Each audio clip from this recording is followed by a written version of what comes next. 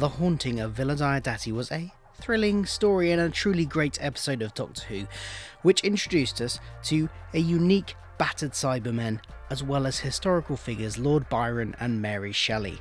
But this wasn't the first time Mary Shelley had met the Doctor. In fact, she was once one of his companions. Hi, I'm Phil, and let's talk about that time Mary Shelley joined the Doctor for travels in time and space. Back in 2009, which was 11 years ago, wow, feel old. Anyway, back in 2009, Big Finish Productions released The Company of Friends, a collection of 4 short audio dramas, each an adventure featuring the 8th Doctor and one of his friends. In a story featuring Mary Shelley on a rainy night in June 1816 at the Villa DioDati, just like the recent 13th Doctor episode, a crazed, hideously burned and on the edge of death 8th Doctor arrives at the villa's doors. In his mad ramblings, the Doctor recognises Mary and mentions having travelled with her for years, even though she does not appear to know him. When he seemingly dies, Percy Shelley, Mary's husband, suggests reviving him with lightning.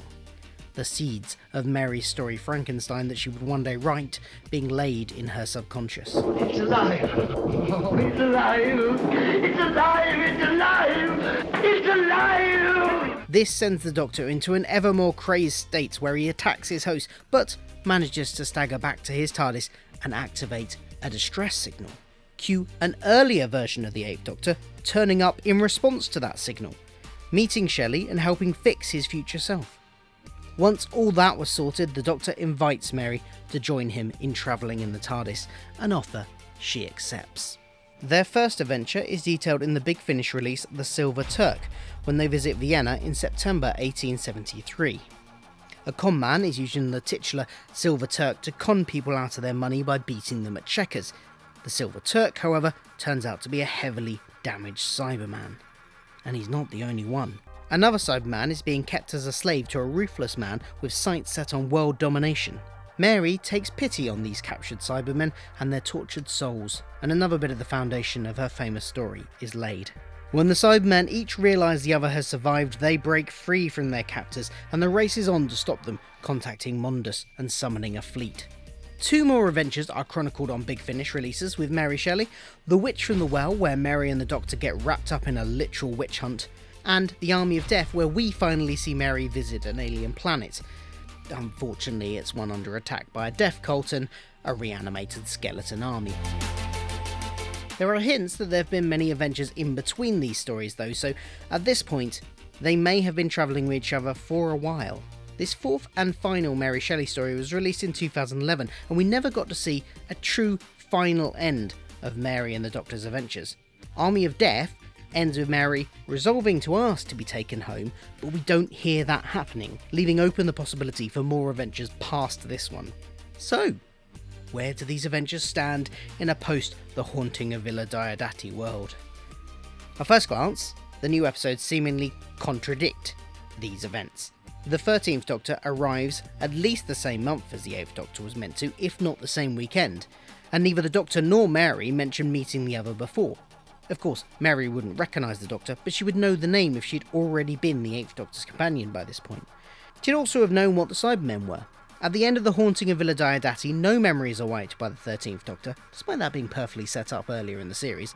Doctor, what are you doing? Wiping the things you shouldn't have knowledge of, including me. So, the same applies the other way. If she had met the Cybermen with the 8th Doctor first, then she wouldn't have not known what they were when encountering them with the 13th Doctor. But damn it, I'm an everything is canon kind of guy, and I will find some way to headcanon this into working.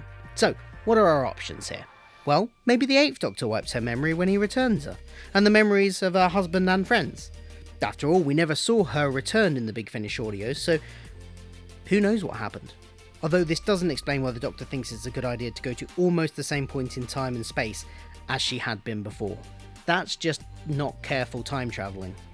Maybe the Time War changed the Doctor's own past. We've seen it happen before in the 8th Doctor Time War 1 box set from Big Finish.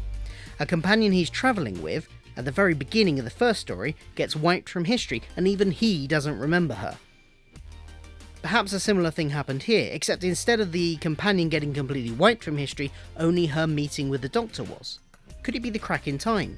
We know some events got erased by the crack in time. Amy had no knowledge of the Daleks, having attacked and moved the Earth when she first meets them in Victory of the Daleks. What would I know about the Daleks? Everything. They invaded your world, remember? Planets in the sky. You don't forget that. Amy, tell me you remember the Daleks. No, sorry.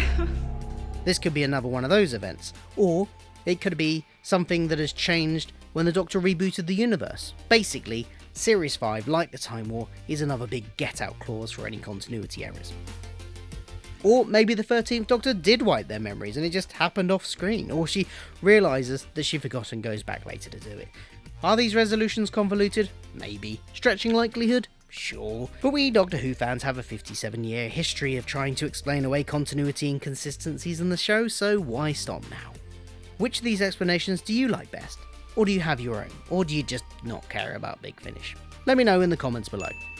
Thank you for watching, and I will be back with more Doctor Who content soon, so don't forget to like, share, subscribe, hit that bell button, and all that jazz. See you next time.